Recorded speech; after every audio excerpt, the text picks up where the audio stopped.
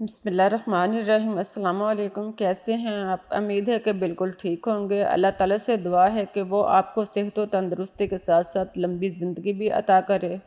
प्यारे प्यारे दोस्तों, आज जो मैं आपके लिए रेसिपीज़ लेकर आई हूँ वो है नान रेसिपीज़। आप बग़ैर अवन के 10 मिनट में घर में आसानी से नान तैयार करें और बग़ैर बाज़ार के नान को भूल जाएं। तो चलिए शुरू करते हैं आज की रेसिपीज़। लेकिन इससे पहले आप मेरे चैनल को सब्सक्राइब कर लें और बेल का बटन भी प्रेस कर लें ताकि आपको मेरी हर न्यू आने वाली वीडियो टाइम पे मिलती रहे। तो अब चलते हैं आज की रेसिपीज़ की तरफ और शुरू करते हैं आज की रेसिपीज़। इसके लिए सबसे पहले एक बर्तन में 2 कप मैदा डाल लें। मैदे को छान लें। मैदे को छान कर साफ कर लें।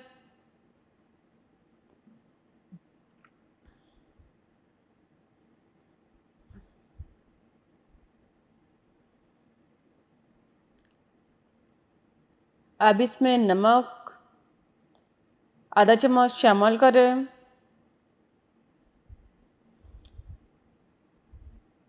बेकिंग सोडा आधा चम्मच शामिल करें।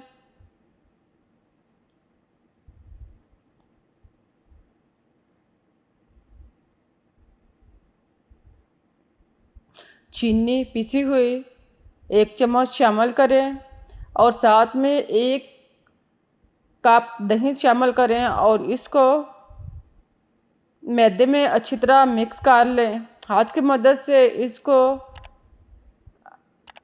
अच्छी तरह मिक्स करें और फिर इसमें 2 चम्मच घी शामिल करें।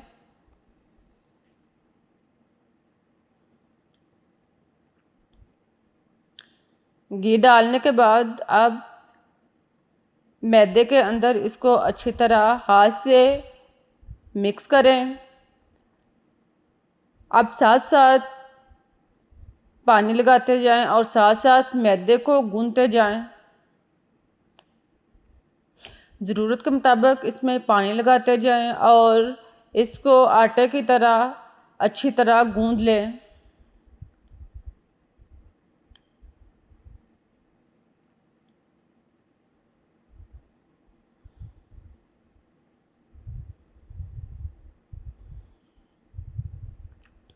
जितना अच्छा आप मैदे को गूंदेंगे इतना अच्छा नान तैयार होगा।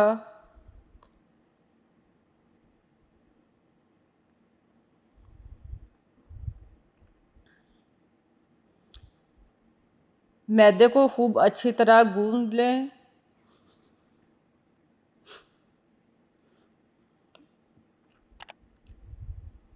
मैदे को गूंदने के बाद अब इसको गोल रोल की शक्ल में बना लें और कट लगाकर इसको 4 से 5 हिस्सों में तकसीम कर लें। अब एक टुकड़ा उठाएं और इसको गोल पेड़े की शक्ल में बना लें। सारे टुकड़ों को इसी तरह बेलकर गोल छोटे छोटे पेड़े तैयार करते जाएं।